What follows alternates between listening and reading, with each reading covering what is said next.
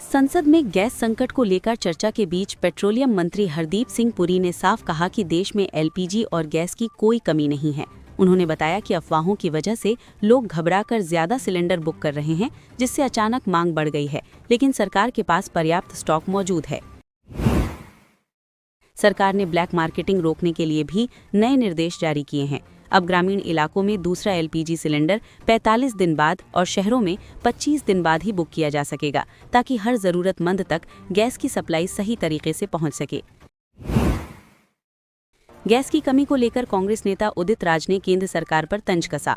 उन्होंने social media पर post करते हुए कहा कि अगर पहले से पर्याप्त भंडारण किया गया होता तो आज ऐसी स्थिति नहीं बनती और सरकार को लोगों की मांग पूरी करने में दिक्कत नहीं आती।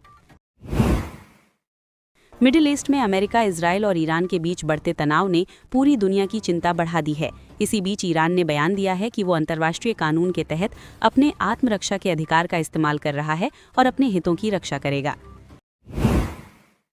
इस तनाव के बीच बड़ी चिंता उन भारतीयों को लेकर भी है जो ईरान में फंसे हुए हैं। विदेश मंत्रालय के मुताबिक करीब 9,000 भारतीय वहां मौजूद हैं और सरकार उनकी सुरक्षित वापसी के लिए हालात पर लगातार नजर बनाए हुए है। दुनिया के सबसे अहम समुद्री रास्तों में से एक स्ट्रेट ऑफ होर्मुज भी इन दिनों चर्चा में है। ये समुद्री मार्ग करीब 33 किलोमीटर चौड़ा है और पिछले करीब 3,000 साल से इसकी चौड़ाई में कोई बदलाव नहीं किया गया, क्योंकि इसके दोनों तरफ ईरान और ओमान के ऊंचे और कठोर पहाड़ हैं। युद्ध के बदलते स्वरूप पर भी अब नई बहस शुरू हो गई है। विशेषज्ञों का मानना है कि सस्ते ड्रोन हमलों ने ये दिखा दिया है कि सिर्फ महंगे और अत्याधुनिक हथियारों के भरोसे युद्ध जीतना पहले जितना आसान नहीं रह गया है। क्रिकेट की दुनिया में भी बड़ा झटका देखने को मिला है। आईपीएल 2026 शुरू होने से पहले इंटरनेशनल क्रिकेट काउंसिल ने केकेआर के पूर्व खिलाड़ी जेवॉन सर्ल्स को फिक्सिंग से जुड़े मामले में सस्पेंड कर दिया है, जिससे क्रिकेट जगत में हलचल मच गई है।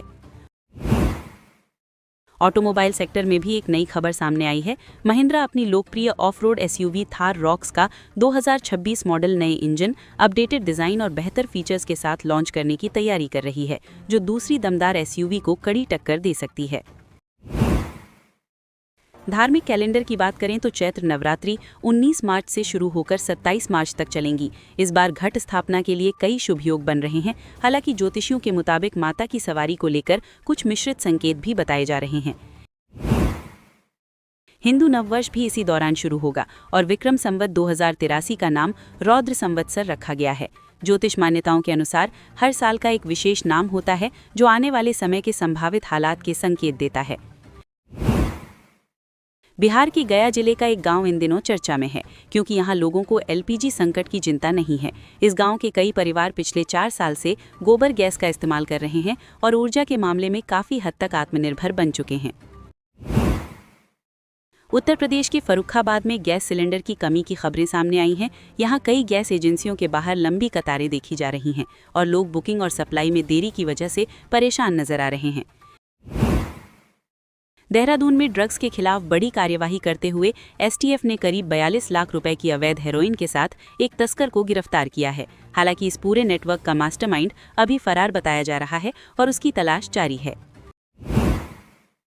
उत्तर प्रदेश की राजनीति में भी नई रणनीति की चर्चा शुरू हो गई है।